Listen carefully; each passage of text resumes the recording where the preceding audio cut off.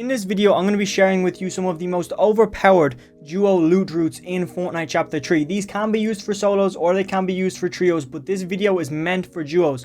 All the locations in this video are unnamed, but they're like routes, so that way you're going to be able to loot these up and then rush another POI, so that way you can maximize your kills and not have to risk dying off spawn. Let's hop straight into it. So the first area I want to talk about is this bottom left area of the map. The reason why I like this so much is because you've got a lot of drop spots around you that you can key into. For example, this is Butter's barn or Buttery barn, I'm not even sure.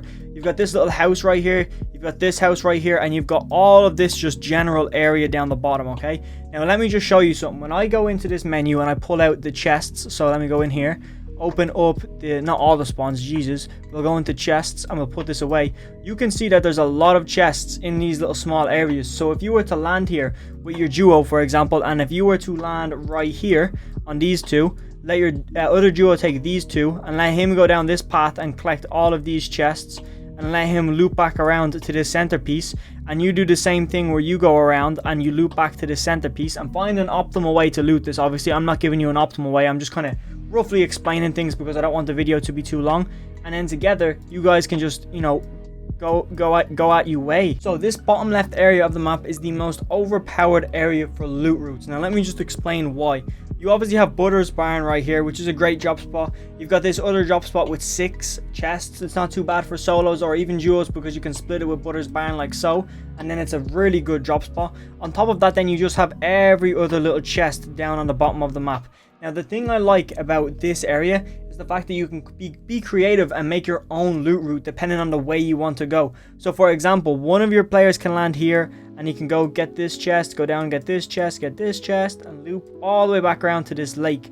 Whereas if one player can land at this lake and he can go up, down, out, back up, and then meet back in the center, and then the two of you guys, by the time you loot up, re-meet back up in the center and can either push all the way over to the speedway, you can push all the way up to reels, you can go all the way over to greasy, and you can basically play however you want to play. And that's what the power of these drop spots are. You're literally taking about, I would say, 1/7 of the map. I feel like that's right. Like you're owning all of this territory. Like what's going to happen, you know? So you can maximize all your loot. You'll get way more materials landing here, and obviously it's going to be less contested. And if you take a fight down here, it's not the end of the world. But I think I need to get on to the next scene because this thing looks sloppy. Hopefully you understand what I'm saying. The same thing as down south applies when you go up north above Logjam Lumberyard. The great thing about this drop spot is that there's so many different, I guess, areas that you can go to. And this, in my opinion, is better than down below, despite down below being very overpowered. But when you look, you can take this whole house right here. And if you add that up, that's 7, 8, 9, 10, 11, 12, I think 13 chests. There might not, it's like 15 or 16 chests there. There's 16. Up north as well, if you want to go the furthest point up north, you're coming out with 7 chests. There's another 2, there's another 2, and you can take all of these chests right here and you're chilling. You also have all of that area up here. You've got this area over here with the rifts, and then if you wanted to take the rift from here, imagine landing here, taking the rift, going all the way over here, and then swimming all the way over here. Like, you can pick up an enormous amount of loot if you want to play passive. Or you could even hit this and go down south and take the 7 chests down here. You can even go all the way in here and key for kills, and then follow all the way over into shifty shafts and get even more kills. Again, looking super sloppy, but hopefully I'm explaining this as in-depthly as I possibly can. I don't want to spend too long on each drop spot just in case you're not interested.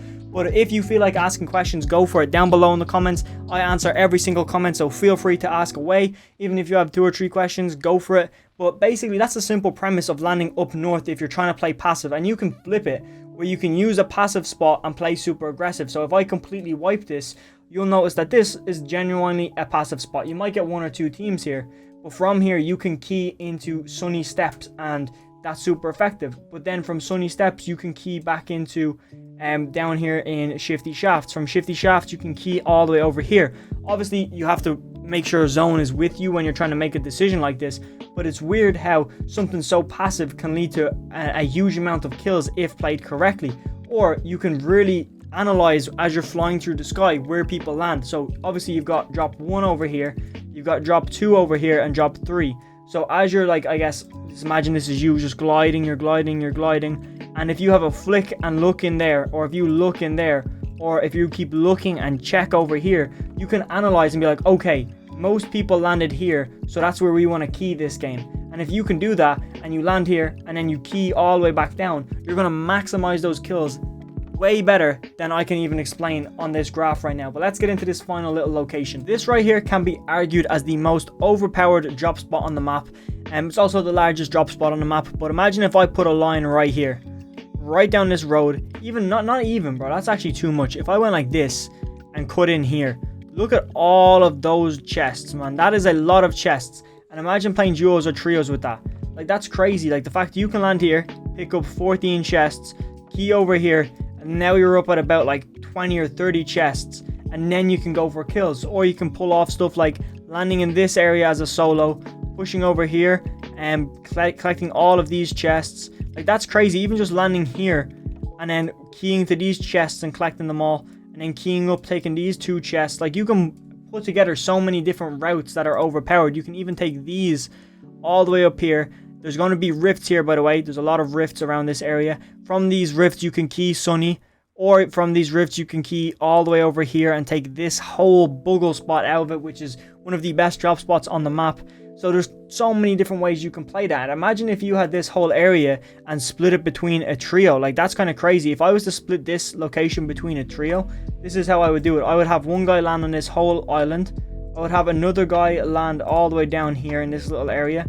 I would also have another guy land all the way on the left side and let him take all of that loot. So he would obviously get a lot more loot than everybody else, but then together you could rotate any way you wanted to rotate, which is kind of insane if you think about it, especially that there's like 40 chests here. If I zoom out, I'll actually show you exactly how many chests there is. Let me just go. We got 12 and 14, which would be 26, plus another 20, which would be 46 minus 1, 45, and plus 8 brings us up to 38. That would be 43. 43 plus 6 is 49 chests. Obviously, there's another 4 up here, and there's another 3 insane chests here, but you can see that there's over 50 chests, not including the normal, or like the god chests. Like, that's insane. That's just crazy. Hopefully, this video actually helped you out. With that said, if you want to subscribe, I recommend doing it. Click the video on screen if you want to see more amazing drop spots.